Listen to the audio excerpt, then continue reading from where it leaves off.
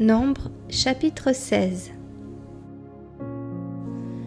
Coré, fils de Jitséar, fils de Kehath, fils de Lévi, se révolta avec Dathan et Abiram, fils d'Eliab, et On, fils de Péleth, tous trois fils de Ruben. Ils se soulevèrent contre Moïse avec 250 hommes des enfants d'Israël, des principaux de l'assemblée, de ceux que l'on convoquait à l'assemblée, et qui étaient des gens de renom. Ils s'assemblèrent contre Moïse et Aaron, et leur dirent : « C'en est assez, car toute l'assemblée, tous sont saints, et l'Éternel est au milieu d'eux. Pourquoi vous élevez-vous au-dessus de l'assemblée de l'Éternel » Quand Moïse eut entendu cela, il tomba sur son visage. Il parla à Coré et à toute sa troupe en disant : « Demain, l'Éternel fera connaître qui est à lui et qui est saint, et il le fera approcher de lui. Il fera approcher de lui celui qu'il choisira. Faites ceci, prenez des brasiers, Coré et toute sa troupe. Demain, mettez-y du feu et posez-y du parfum devant l'Éternel. Celui que l'Éternel choisira, c'est celui-là qui sera saint. C'en est assez, enfants de Lévi. » Moïse dit à Coré : « Écoutez donc, enfants de Lévi, est-ce trop peu pour vous que le Dieu d'Israël vous ait choisi dans l'assemblée d'Israël en vous faisant approcher de lui, afin que vous soyez employés au service du tabernacle de l'Éternel et que vous vous présentiez devant l'assemblée pour la servir ? Il vous a fait approcher de lui, toi et tous tes frères, les enfants de Lévi, et vous voulez encore le sacerdoce. C'est à cause de cela que toi et toute ta troupe, vous vous assemblez contre l'Éternel. Car qui est Aaron pour que vous murmuriez contre lui ? » Moïse envoya appeler Dathan et Abiram, fils d'Eliab. Mais ils dirent : « Nous ne monterons pas. N'est-ce pas assez que tu nous aies fait sortir d'un pays où coule le lait et le miel pour nous faire mourir au désert, sans que tu continues à dominer sur nous ? Et ce n'est pas dans un pays où coule le lait et le miel que tu nous as menés. Ce ne sont pas des champs et des vignes que tu nous as donnés en possession. Penses-tu crever les yeux de ces gens ? Nous ne monterons pas. » Moïse fut très irrité et il dit à l'Éternel : « N'aie point égard à leur offrande. Je ne leur ai pas même pris un âne et je n'ai fait de mal à aucun d'eux. » Moïse dit à Coré : « Toi et toute ta troupe, trouvez-vous demain devant l'Éternel, toi et eux, avec Aaron. Prenez chacun votre brasier, mettez-y du parfum et présentez devant l'Éternel chacun votre brasier. Il y aura 250 brasiers. Toi et Aaron, vous prendrez aussi chacun votre brasier. » Ils prirent chacun leur brasier, et mirent du feu et y posèrent du parfum, et ils se tinrent à l'assemblée de la tente d'assignation avec Moïse et Aaron. Et Coré convoqua toute l'assemblée contre Moïse et Aaron, à l'entrée de la tente d'assignation. Alors la gloire de l'Éternel apparut à toute l'assemblée, et l'Éternel parla à Moïse et à Aaron et dit : « Séparez-vous du milieu de cette assemblée, et je les consumerai en un seul instant. » Ils tombèrent sur leur visage et dirent : « Ô Dieu, Dieu des esprits de toute chair, un seul homme a péché, et tu t'irriterais contre toute l'assemblée. » L'Éternel parla à Moïse et dit : « Parle à l'assemblée et dis : retirez-vous de toutes parts, loin de la demeure de Coré, de Dathan et d'Abiram. » Moïse se leva et alla vers Dathan et Abiram, et les anciens d'Israël le suivirent. Il parla à l'assemblée et dit : « Éloignez-vous des tentes de ces méchants hommes, et ne touchez à rien de ce qui leur appartient, de peur que vous ne périssiez en même temps qu'ils seront punis pour tous leurs péchés. » Ils se retirèrent de toutes parts, loin de la demeure de Coré, de Dathan et d'Abiram. Dathan et Abiram sortirent et se tinrent à l'entrée de leur tente avec leurs femmes, leurs fils et leurs petits-fils. Moïse dit : À ceci vous connaîtrez que l'Éternel m'a envoyé pour faire toutes ces choses, et que je n'agis pas de moi-même. Si ces gens meurent comme tous les hommes meurent, s'ils subissent le sort commun à tous les hommes, ce n'est pas l'Éternel qui m'a envoyé. Mais si l'Éternel fait une chose inouïe, si la terre ouvre sa bouche pour les engloutir avec tout ce qui leur appartient, et qu'ils descendent vivants dans le séjour des morts, vous saurez alors que ces gens ont méprisé l'Éternel. » Comme il achevait de prononcer toutes ces paroles, la terre qui était sous eux se fendit. La terre ouvrit sa bouche et les engloutit, eux et leurs maisons, avec tous les gens de Corée et tous leurs biens. Ils descendirent vivants dans le séjour des morts, eux et tout ce qui leur appartenait. La terre les recouvrit et ils disparurent au milieu de l'assemblée. Tout Israël qui était autour d'eux s'enfuit à leurs cris, car ils disaient « Fuyons de peur que la terre ne nous engloutisse !» Un feu sortit d'auprès de l'Éternel et consuma les 250 hommes qui offraient le parfum. L'Éternel parla à Moïse et dit « Dis à Éléazar, fils du sacrificateur Aaron, de retirer de l'incendie les brasiers et d'en répandre au loin le feu, car ils sont sanctifiés. Avec les brasiers de ces gens qui ont péché au péril de leur vie, que l'on fasse des lames étendues dont on couvrira l'autel. Puisqu'ils ont été présentés devant l'Éternel et qu'ils sont sanctifiés, ils serviront de souvenir aux enfants d'Israël. » Le sacrificateur Éléazar prit les brasiers d'airain qu'avaient présentés les victimes de l'incendie et il en fit des lames pour couvrir l'autel. C'est un souvenir pour les enfants d'Israël, afin qu'aucun étranger de la race d'Aaron ne s'approche pour offrir du parfum devant l'Éternel et ne soit comme Corée et comme sa troupe, selon ce que l'Éternel avait déclaré par Moïse. Dès le lendemain, toute l'assemblée des enfants d'Israël murmura contre Moïse et Aaron en disant « Vous avez fait mourir le peuple de l'Éternel. » Comme l'assemblée se formait contre Moïse et Aaron, et comme ils tournaient les regards vers la tente d'assignation, voici, la nuée la couvrit, et la gloire de l'Éternel apparut. Moïse et Aaron arrivèrent devant la tente d'assignation. Et l'Éternel parla à Moïse et dit « Retirez-vous du milieu de cette assemblée, et je les consumerai en un instant. » Ils tombèrent sur leur visage, et Moïse dit à Aaron, « Prends le brasier, mets-y du feu de dessus l'autel, pose-y du parfum, va promptement vers l'assemblée et fais pour eux l'expiation, car la colère de l'Éternel a éclaté, la plaie a commencé. » Aaron prit le brasier comme Moïse avait dit et courut au milieu de l'assemblée, et voici, la plaie avait commencé parmi le peuple. Il offrit le parfum et il fit l'expiation pour le peuple. Il se plaça entre les morts et les vivants, et la plaie fut arrêtée. Il y eut 14 700 personnes qui moururent de cette plaie, outre ceux qui étaient morts à cause de Corée. Aaron retourna auprès de Moïse, à l'entrée de la tente d'assignation. La plaie était arrêtée.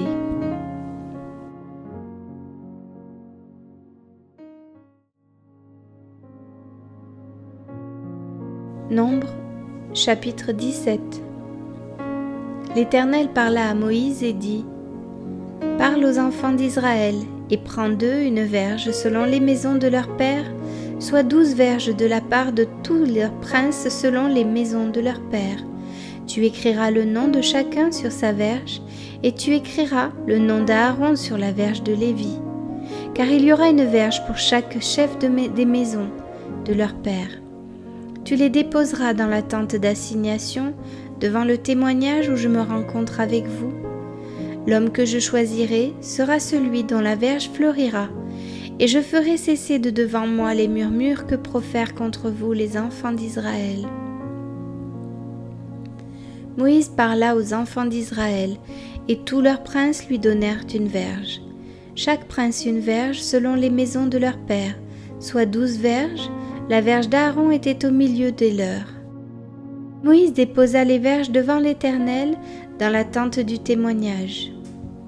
Le lendemain, lorsque Moïse entra dans la tente du témoignage, voici, la verge d'Aaron pour la maison de Lévi avait fleuri. Elle avait poussé des boutons, produit des fleurs et mûri des amandes. Moïse ôta de devant l'Éternel toutes les verges et les porta à tous les enfants d'Israël, afin qu'ils les vissent et qu'ils prissent chacun leur verge. L'Éternel dit à Moïse, « Reporte la verge d'Aaron devant le témoignage, pour être conservée comme un signe pour les enfants de rébellion, afin que tu fasses cesser de devant moi leurs murmures, et qu'ils ne meurent point. » Moïse fit ainsi, il se conforma à l'ordre que l'Éternel lui avait donné. Les enfants d'Israël dirent à Moïse, « Voici, nous expirons, nous périssons tous. Quiconque s'approche du tabernacle de l'Éternel meurt. Nous faudra-t-il tous expirer ?»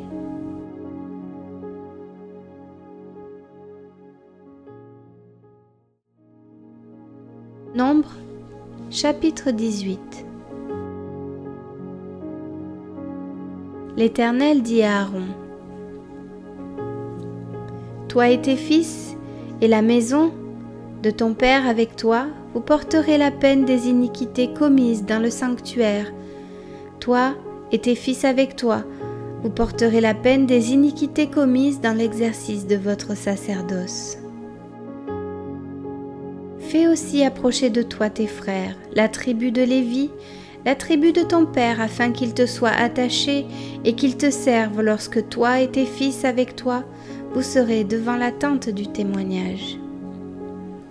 Ils observeront ce que tu leur ordonneras et ce qui concerne toute la tente, mais ils ne s'approcheront ni des ustensiles du sanctuaire, ni de l'autel, de peur que vous ne mouriez, eux et vous. Ils te seront attachés et ils observeront ce qui concerne la tente d'assignation pour tout le service de la tente. Aucun étranger n'approchera de vous. Vous observerez ce qui concerne le sanctuaire et l'autel, afin qu'il n'y ait plus de colère contre les enfants d'Israël. Voici, j'ai pris vos frères, les Lévites, du milieu des enfants d'Israël.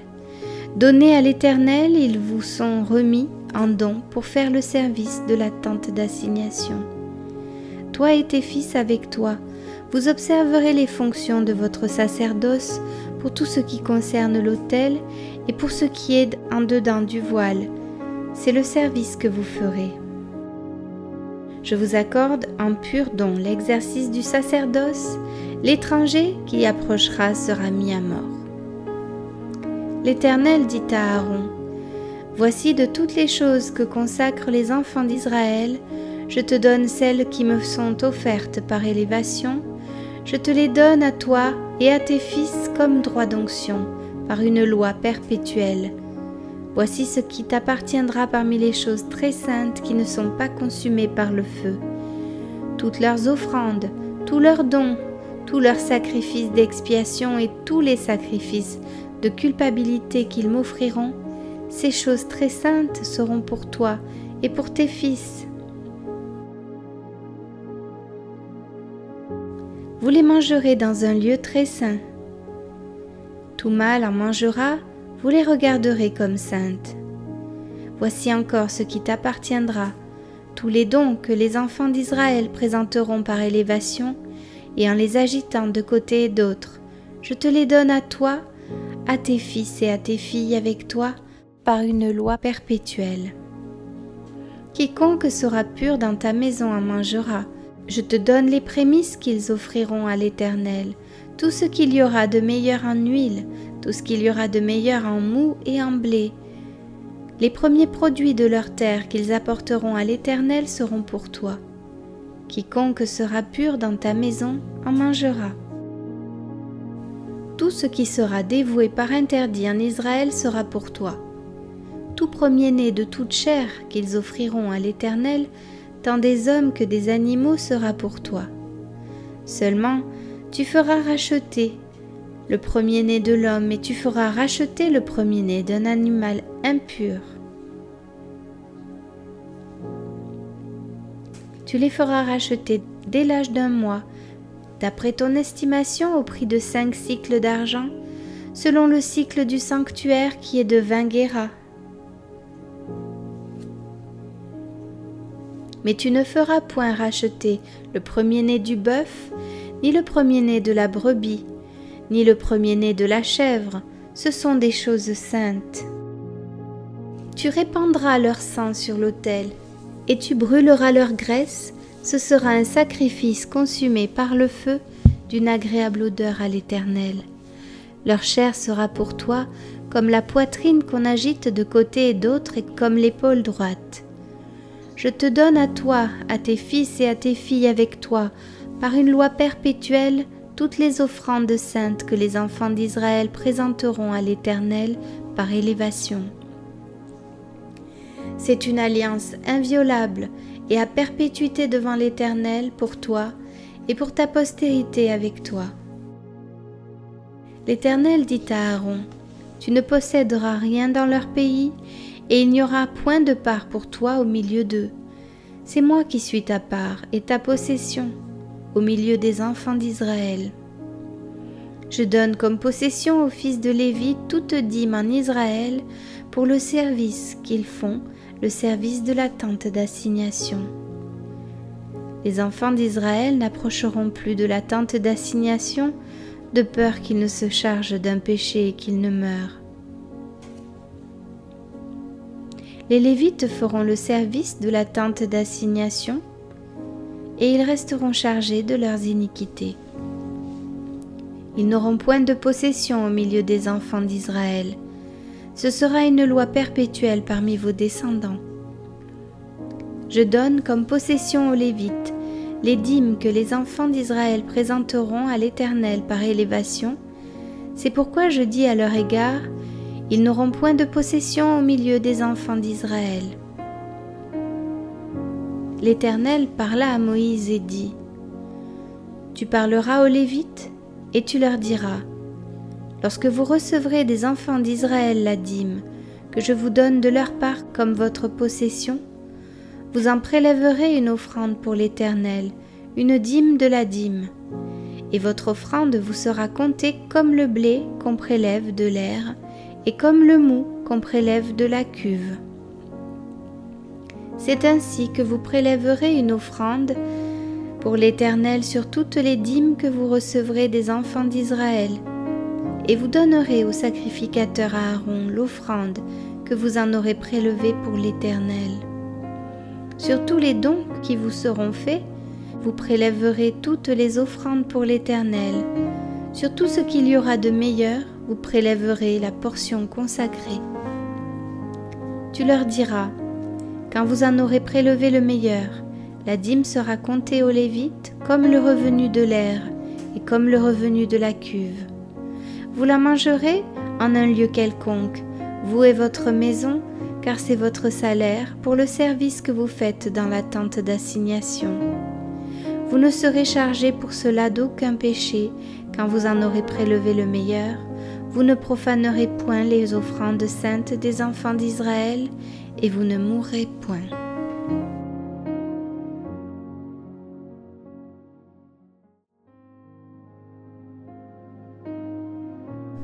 Nombre, chapitre 19. L'Éternel parla à Moïse et à Aaron et dit, « Voici ce qui est ordonné par la loi que l'Éternel a prescrite en disant, parle aux enfants d'Israël et qu'ils t'amènent une vache rousse, sans tache, sans défaut corporel, et qui n'ait point porté le joug. Vous la remettrez au sacrificateur Éléazar qui la fera sortir du camp, et on l'égorgera devant lui. Le sacrificateur Éléazar prendra du sang de la vache avec le doigt, et il en fera 7 fois l'aspersion sur le devant de la tente d'assignation. On brûlera la vache sous ses yeux, on brûlera sa peau, sa chair et son sang avec ses excréments. Le sacrificateur prendra du bois de cèdre, de l'hysope et du cramoisi, et il les jettera au milieu des flammes qui consumeront la vache. Le sacrificateur lavera ses vêtements et lavera son corps dans l'eau, puis il rentrera dans le camp et sera impur jusqu'au soir. Celui qui aura brûlé la vache lavera ses vêtements dans l'eau et lavera son corps dans l'eau, et il sera impur jusqu'au soir. Un homme pur recueillera la cendre de la vache et la déposera hors du camp dans un lieu pur. On la conservera pour l'assemblée des enfants d'Israël, afin d'en faire l'eau de purification. C'est une eau expiatoire. Celui qui aura recueilli la cendre de la vache lavera ses vêtements et sera impur jusqu'au soir. Ce sera une loi perpétuelle pour les enfants d'Israël et pour l'étranger en séjour au milieu d'eux. Celui qui touchera un mort, un corps humain quelconque, sera impur pendant 7 jours. Il se purifiera avec cette eau le 3e jour et le 7e jour, et il sera pur. Mais s'il ne se purifie pas le 3e jour et le 7e jour, il ne sera pas pur. Celui qui touchera un mort, le corps d'un homme qui sera mort, et qui ne se purifiera pas, souille le tabernacle de l'Éternel, celui-là sera retranché d'Israël. Comme l'eau de purification n'a pas été répandue sur lui, il est impur, et son impureté est encore sur lui. Voici la loi. Lorsqu'un homme mourra dans une tente, quiconque entrera dans la tente, et quiconque se trouvera dans la tente sera impur pendant 7 jours. Tout vase découvert sur lequel il n'y aura point de couvercle attaché sera impur. Quiconque touchera dans les champs un homme tué par l'épée, ou un mort, ou des ossements humains, ou un sépulcre, sera impur pendant 7 jours. On prendra pour celui qui est impur de la cendre de la victime expiatoire qui a été brûlée, et on mettra dessus de l'eau vive dans un vase. Un homme pur prendra de l'hysope et la trempera dans l'eau. Puis il en fera l'aspersion sur la tente, sur tous les ustensiles, sur les personnes qui sont là, sur celui qui a touché des ossements, ou un homme tué, ou un mort, ou un sépulcre. Celui qui est pur fera l'aspersion sur celui qui est impur, le 3e jour et le 7e jour, et il le purifiera le 7e jour. Il lavera ses vêtements et se lavera dans l'eau, et le soir il sera pur. Un homme qui sera impur et qui ne se purifiera pas sera retranché du milieu de l'assemblée, car il a souillé le sanctuaire de l'Éternel. Comme l'eau de purification n'a pas été répandue sur lui, il est impur. Ce sera pour eux une loi perpétuelle. Celui qui fera l'aspersion de l'eau de purification lavera ses vêtements, et celui qui touchera l'eau de purification sera impur jusqu'au soir. Tout ce que touchera celui qui est impur sera souillé, et la personne qui le touchera sera impure jusqu'au soir.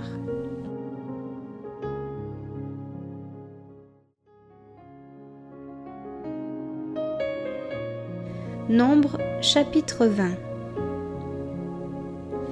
Toute l'assemblée des enfants d'Israël arriva dans le désert de Tsin le 1er mois, et le peuple s'arrêta à Kadès. C'est là que mourut Marie et qu'elle fut enterrée. Il n'y avait point d'eau pour l'assemblée, et l'on se souleva contre Moïse et Aaron. Le peuple chercha querelle à Moïse. Ils dirent: que n'avons-nous expiré quand nos frères expirèrent devant l'Éternel? Pourquoi avez-vous fait venir l'assemblée de l'Éternel dans ce désert, pour que nous y mourions, nous et notre bétail? Pourquoi nous avez-vous fait monter hors d'Égypte, pour nous amener dans ce méchant lieu? Ce n'est pas un lieu où l'on puisse semer, et il n'y a ni figuier, ni vigne, ni grenadier, ni d'eau à boire. Moïse et Aaron s'éloignèrent de l'assemblée pour aller à l'entrée de la tente d'assignation. Ils tombèrent sur leur visage, et la gloire de l'Éternel apparut. L'Éternel parla à Moïse et dit: prends la verge et convoque l'assemblée, toi et ton frère Aaron. Vous parlerez en leur présence au rocher, et il donnera ses eaux. Tu feras sortir pour eux de l'eau du rocher, et tu abreuveras l'assemblée et leur bétail. » Moïse prit la verge qui était devant l'Éternel, comme l'Éternel le lui avait ordonné. Moïse et Aaron convoquèrent l'assemblée en face du rocher, et Moïse leur dit : « Écoutez donc, rebelles, est-ce de ce rocher que nous ferons sortir de l'eau ?» Puis Moïse leva la main et frappa 2 fois le rocher avec sa verge. Il sortit de l'eau en abondance. L'assemblée but et le bétail aussi. Alors l'Éternel dit à Moïse et à Aaron : « Parce que vous n'avez pas cru en moi, pour me sanctifier aux yeux des enfants d'Israël, vous ne ferez point entrer cette assemblée dans le pays que je lui donne. Ce sont les eaux de Mériba, où les enfants d'Israël contestèrent avec l'Éternel, qui fut sanctifié en eux. » De Kadès, Moïse envoya des messagers au roi d'Édom pour lui dire : « Ainsi parle ton frère Israël. Tu sais toutes les souffrances que nous avons éprouvées. Nos pères descendirent en Égypte, et nous y demeurâmes longtemps. Mais les Égyptiens nous ont maltraités, nous et nos pères. Nous avons crié à l'Éternel, et il a entendu notre voix. Il a envoyé un ange et nous a fait sortir de l'Égypte. Et voici, nous sommes à Kadès, ville à l'extrémité de ton territoire. Laisse-nous passer par ton pays. Nous ne traverserons ni les champs ni les vignes, et nous ne boirons pas l'eau des puits. Nous suivrons la route royale, sans nous détourner à droite ou à gauche, jusqu'à ce que nous ayons franchi ton territoire. »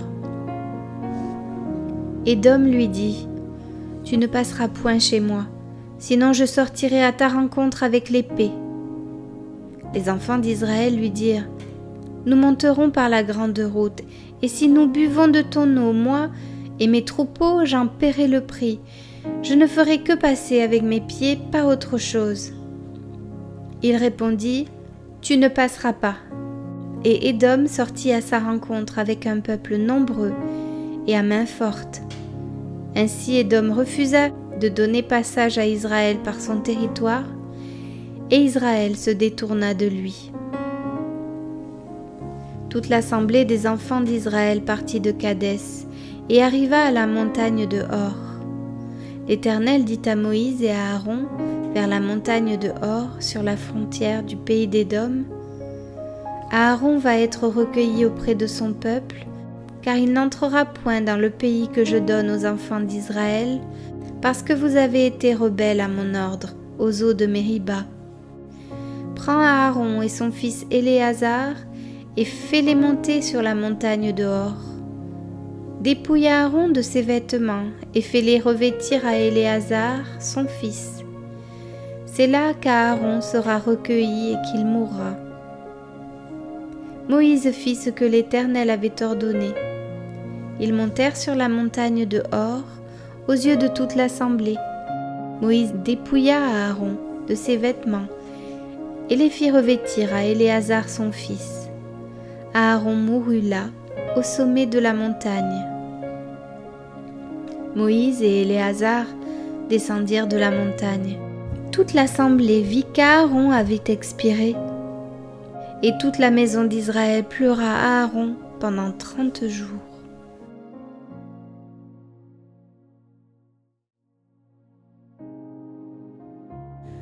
Nombre, chapitre 21. Le roi d'Arad, cananéen, qui habitait le Midi, apprit qu'Israël venait par le chemin d'Atarim. Il combattit Israël et emmena des prisonniers. Alors Israël fit un vœu à l'Éternel et dit : « Si tu livres ce peuple entre mes mains, je dévouerai ces villes par interdit. » L'Éternel entendit la voix d'Israël et livra les Cananéens. On les dévoua par interdit, eux et leurs villes, et l'on nomma ce lieu Horma. Ils partirent de la montagne de Hor par le chemin de la mer Rouge pour contourner le pays d'Édom. Le peuple s'impatienta en route et parla contre Dieu et contre Moïse. « Pourquoi nous avez-vous fait monter hors d'Égypte pour que nous mourions dans le désert? Car il n'y a point de pain, et il n'y a point d'eau, et notre âme est dégoûtée de cette misérable nourriture. » Alors l'Éternel envoya contre le peuple des serpents brûlants. Ils mordirent le peuple, et il mourut beaucoup de gens en Israël. Le peuple vint à Moïse et dit : « Nous avons péché, car nous avons parlé contre l'Éternel et contre toi. » Prie l'Éternel afin qu'il éloigne de nous ces serpents. Moïse pria pour le peuple. L'Éternel dit à Moïse : « Fais-toi un serpent brûlant et place-le sur une perche. Quiconque aura été mordu et le regardera conservera la vie. » Moïse fit un serpent d'airain et le plaça sur une perche. Et quiconque avait été mordu par un serpent et regardait le serpent d'airain conservait la vie. Les enfants d'Israël partirent et ils campèrent à Oboth. Ils partirent d'Oboth et ils campèrent à Ligé-Abarim, dans le désert qui est vis-à-vis de Moab, vers le soleil levant. De là ils partirent et ils campèrent dans la vallée de Zéreb. De là ils partirent et ils campèrent de l'autre côté de l'Arnon, qui coule dans le désert en sortant du territoire des Amoréens, car l'Arnon est la frontière de Moab, entre Moab et les Amoréens. C'est pourquoi il est dit dans le livre des guerres de l'Éternel : Vaeb en Soupha, et les torrents de l'Arnon, et les cours des torrents qui s'étend du côté d'Ar et touche à la frontière de Moab. De là, ils allèrent à Béer. C'est ce Béer où l'Éternel dit à Moïse : « Rassemble le peuple, et je leur donnerai de l'eau. » Alors Israël chanta ce cantique : « Monte puis, chantez en son honneur, puis que des princes ont creusé, que les grands du peuple ont creusé, avec le sceptre, avec leurs bâtons.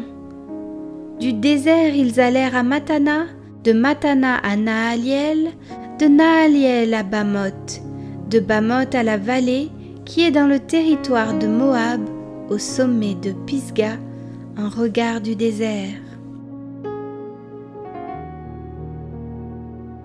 Israël envoya des messagers à Sion, roi des Amoréens, pour lui dire : « Laisse-moi passer par ton pays, nous n'entrerons ni dans les champs ni dans les vignes, et nous ne boirons pas l'eau des puits.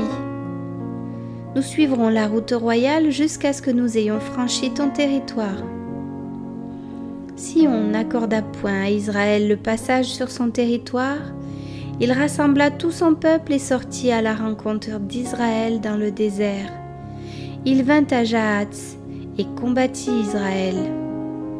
Israël le frappa du tranchant de l'épée et s'empara de son pays depuis l'Arnon jusqu'au Jabbok, jusqu'à la frontière des enfants d'Ammon, car la frontière des enfants d'Ammon était fortifiée. Israël prit toutes les villes et s'établit dans toutes les villes des Amoréens, à Hesbon et dans toutes les villes de son ressort. Car Hesbon était la ville de Sion, roi des Amoréens. Il avait fait la guerre au précédent roi de Moab et lui avait enlevé tout son pays jusqu'à l'Arnon. C'est pourquoi les poètes disent : « Venez à Hesbon, que la ville de Sion soit rebâtie et fortifiée, car il est sorti un feu de Hesbon, une flamme de la ville de Sion. Elle a dévoré Ar-Moab, les habitants des hauteurs de l'Arnon. Malheur à toi, Moab, tu es perdu, peuple de Kémosh.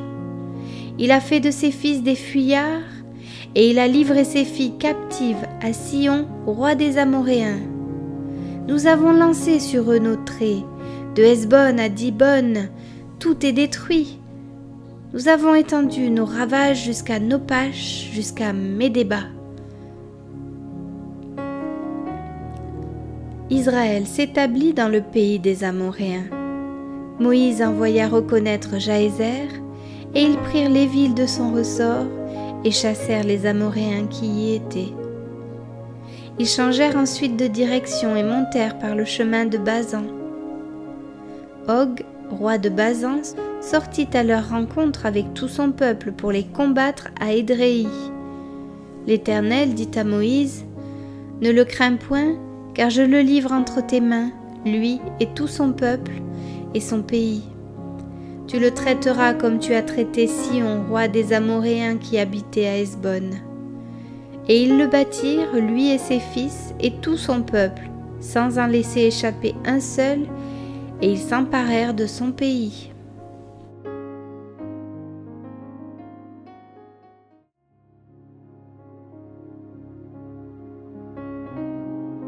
Nombre, chapitre 22. Les enfants d'Israël partirent et ils campèrent dans les plaines de Moab au-delà du Jourdain, vis-à-vis de Jéricho. Balak, fils de Tsippor, vit tout ce qu'Israël avait fait aux Amoréens.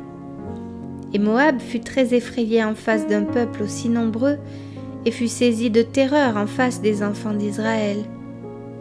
Moab dit aux anciens de Madian: cette multitude va dévorer tout ce qui nous entoure comme le bœuf broute la verdure des champs. Balak, fils de Tsippor, était alors roi de Moab. Il envoya des messagers auprès de Balaam, fils de Béor, et à Pétor sur le fleuve, dans le pays des fils de son peuple, afin de l'appeler et de lui dire: voici, un peuple est sorti d'Égypte. Il couvre la surface de la terre et il habite vis-à-vis de moi. Viens, je te prie, maudis-moi ce peuple, car il est plus puissant que moi. Peut-être ainsi pourrais-je le battre et le chasserai-je du pays, car je sais que celui que tu bénis est béni, et que celui que tu maudis est maudit. Les anciens de Moab et les anciens de Madian partirent, ayant avec eux des présents pour le devin. Ils arrivèrent auprès de Balaam et lui rapportèrent les paroles de Balak.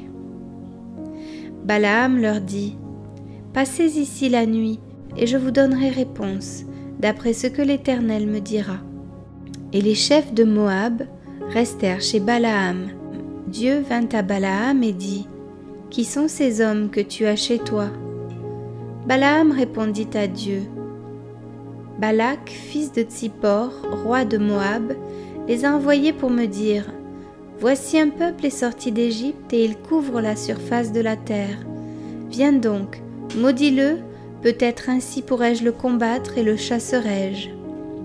Dieu dit à Balaam: tu n'iras point avec eux, tu ne maudiras point ce peuple car il est béni. Balaam se leva le matin et il dit au chef de Balak: allez dans votre pays car l'Éternel refuse de me laisser aller avec vous. Et les princes de Moab se levèrent, retournèrent auprès de Balak et dirent: Balaam a refusé de venir avec nous. Balak envoya de nouveau des chefs en plus grand nombre et plus considérés que les précédents. Ils arrivèrent auprès de Balaam et lui dirent: ainsi parle Balak, fils de Tsippor. Que l'on ne t'empêche donc pas de venir vers moi, car je te rendrai beaucoup d'honneur et je ferai tout ce que tu me diras. Viens, je te prie, maudis-moi ce peuple. Balaam répondit et dit aux serviteurs de Balak: quand Balak me donnerait sa maison pleine d'argent et d'or, je ne pourrai faire aucune chose, ni petite ni grande, contre l'ordre de l'Éternel mon Dieu. Maintenant je vous prie, restez ici cette nuit, et je saurai ce que l'Éternel me dira encore. Dieu vint à Balaam pendant la nuit et lui dit: puisque ces hommes sont venus pour t'appeler, lève-toi, va avec eux, mais tu feras ce que je te dirai. Balaam se leva le matin, sella son ânesse et partit avec les chefs de Moab. La colère de Dieu s'enflamma parce qu'il était parti, et l'ange de l'Éternel se plaça sur le chemin pour lui résister. Balaam était monté sur son ânesse, et ses 2 serviteurs étaient avec lui. L'ânesse vit l'ange de l'Éternel qui se tenait sur le chemin, son épée nue dans la main. Elle se détourna du chemin et alla dans les champs. Balaam frappa l'ânesse pour la ramener dans le chemin. L'ange de l'Éternel se plaça dans un sentier entre les vignes. Il y avait un mur de chaque côté. L'ânesse vit l'ange de l'Éternel et se serra contre le mur et pressa le pied de Balaam contre le mur. Balaam la frappa de nouveau. L'ange de l'Éternel passa plus loin et se plaça dans un lieu où il n'y avait point d'espace pour se détourner à droite ou à gauche. L'ânesse vit l'ange de l'Éternel et elle s'abattit sous Balaam. La colère de Balaam s'enflamma et il frappa l'ânesse avec un bâton. L'Éternel ouvrit la bouche de l'ânesse et elle dit à Balaam : « Que t'ai-je fait pour que tu m'aies frappé déjà 3 fois ?» Balaam répondit à l'ânesse : « C'est parce que tu t'es moqué de moi. Si j'avais une épée dans la main, je te tuerais à l'instant. » L'ânesse dit à Balaam : « Ne suis-je pas ton ânesse, que tu as de tout temps monté jusqu'à ce jour? Ai-je l'habitude de te faire ainsi ?» Et il répondit : « Non. » L'Éternel ouvrit les yeux de Balaam, et Balaam vit l'ange de l'Éternel qui se tenait sur le chemin, son épée nue dans la main, et il s'inclina et se prosterna sur son visage. L'ange de l'Éternel lui dit : « Pourquoi as-tu frappé ton ânesse déjà 3 fois ? Voici, je suis sorti pour te résister, car c'est un chemin de perdition qui est devant toi. L'ânesse m'a vu, et elle s'est détournée devant moi déjà 3 fois.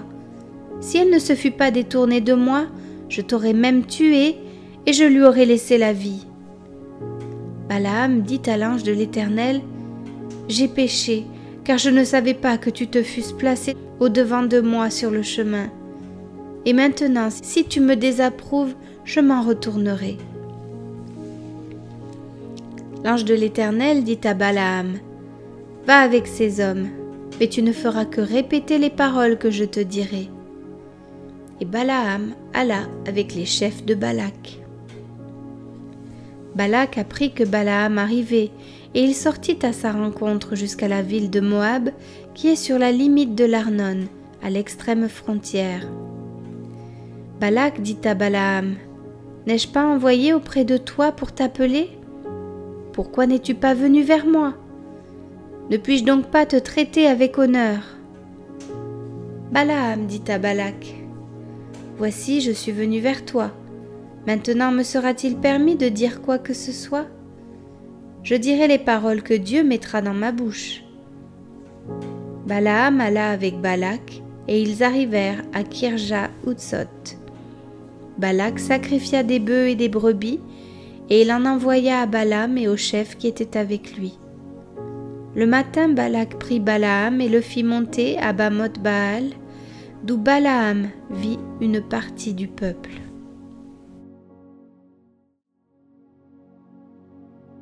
Nombre, chapitre 23. Balaam dit à Balak : « Bâtis-moi ici 7 autels, et prépare-moi ici 7 taureaux et 7 béliers. » Balak fit ce que Balaam avait dit, et Balak et Balaam offrirent un taureau et un bélier sur chaque autel. Balaam dit à Balak : « Tiens-toi près de ton holocauste, et je m'éloignerai. Peut-être que l'Éternel viendra à ma rencontre, et je te dirai ce qu'il me révélera. » Et il alla sur un lieu élevé. Dieu vint au-devant de Balaam, et Balaam lui dit : « J'ai dressé 7 autels, et j'ai offert un taureau et un bélier sur chaque autel. » L'Éternel mit des paroles dans la bouche de Balaam et dit : « Retourne vers Balak, et tu parleras ainsi. » Il retourna vers lui, et voici, Balak se tenait près de son holocauste, lui et tous les chefs de Moab. Balaam prononça son oracle et dit : « Balak m'a fait descendre d'Aram, le roi de Moab m'a fait descendre des montagnes de l'Orient. Viens, maudis-moi Jacob. Viens, sois irrité contre Israël. Comment maudirais-je celui que Dieu n'a point maudit? Comment serais-je irrité quand l'Éternel n'est point irrité? Je le vois du sommet des rochers, je le contemple du haut des collines.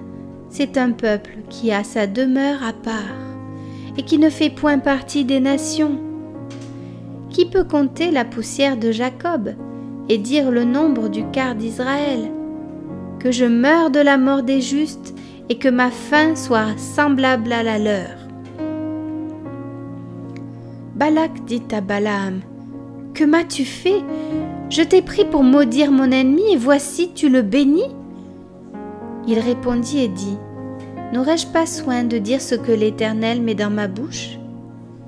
Balak lui dit, viens donc avec moi dans un autre lieu d'où tu le verras.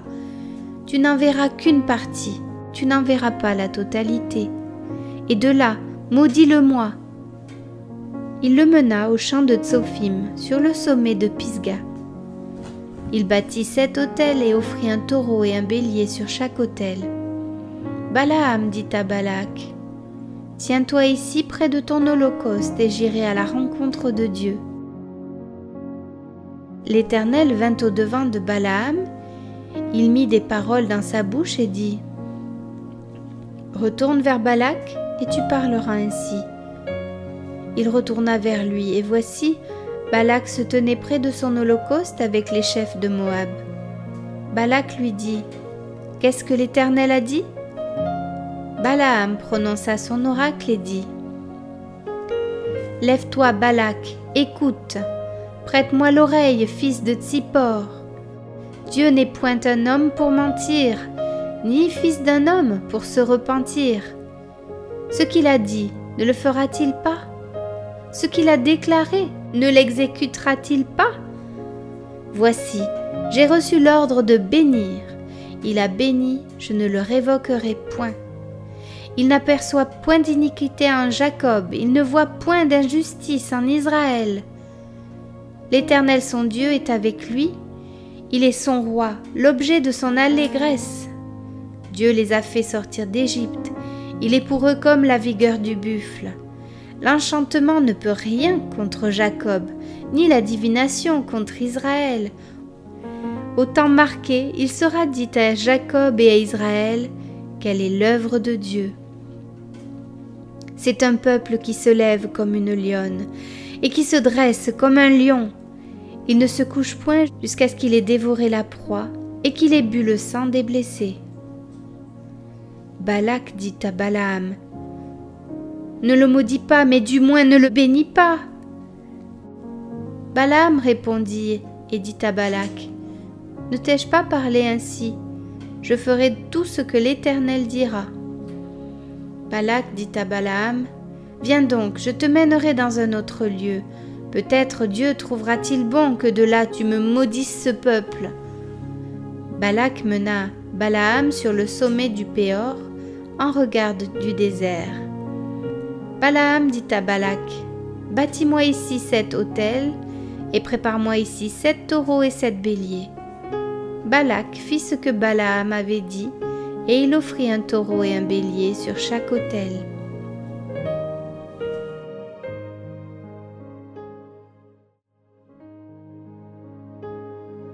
Nombre, chapitre 24. Balaam vit que l'Éternel trouvait bon de bénir Israël, et il n'alla point comme les autres fois à la rencontre des enchantements, mais il tourna son visage du côté du désert. Balaam leva les yeux et vit Israël camper selon ses tribus. Alors l'Esprit de Dieu fut sur lui. Balaam prononça son oracle et dit, parole de Balaam, fils de Béor, parole de l'homme qui a l'œil ouvert, parole de celui qui entend les paroles de Dieu, de celui qui voit la vision du Tout-Puissant, de celui qui se prosterne et dont les yeux s'ouvrent. Qu'elles sont belles tes tentes, ô Jacob, tes demeures, ô Israël. Elles s'étendent comme des vallées, comme des jardins près d'un fleuve, comme des aloès que l'Éternel a plantés, comme des cèdres le long des eaux. L'eau coule de ses seaux, et sa semence est fécondée par d'abondantes eaux. Son roi s'élève au-dessus d'Agag, et son royaume devient puissant. Dieu l'a fait sortir d'Égypte, il est pour lui comme la vigueur du buffle. Il dévore les nations qui s'élèvent contre lui, il brise leurs os et les abat de ses flèches. Il ploie les genoux, il se couche comme un lion, comme une lionne. Qui le fera lever? Béni soit quiconque te bénira, et maudit soit quiconque te maudira. La colère de Balak s'enflamma contre Balaam. Il frappa des mains et dit à Balaam, « C'est pour maudire mes ennemis que je t'ai appelé, et voici tu les as bénis déjà 3 fois. Fuis maintenant, va-t'en chez toi. J'avais dit que je te rendrais tes honneurs, mais l'Éternel t'empêche de les recevoir. » Balaam répondit à Balak, « Eh, n'ai-je pas dit au messager que tu m'as envoyé, quand Balak me donnerait sa maison pleine d'argent et d'or, je ne pourrais faire de moi-même ni bien ni mal contre l'ordre de l'Éternel. Je répéterai ce que dira l'Éternel. Et maintenant, voici, je m'en vais vers mon peuple. Viens, je t'annoncerai ce que ce peuple fera à ton peuple dans la suite des temps. » Balaam prononça son oracle et dit, « Parole de Balaam, fils de Béor, parole de l'homme qui a l'œil ouvert, parole de celui qui entend les paroles de Dieu, de celui qui connaît les desseins du Très-Haut, de celui qui voit la vision du Tout-Puissant, de celui qui se prosterne et dont les yeux s'ouvrent. Je le vois, mais non maintenant, je le contemple, mais non de près.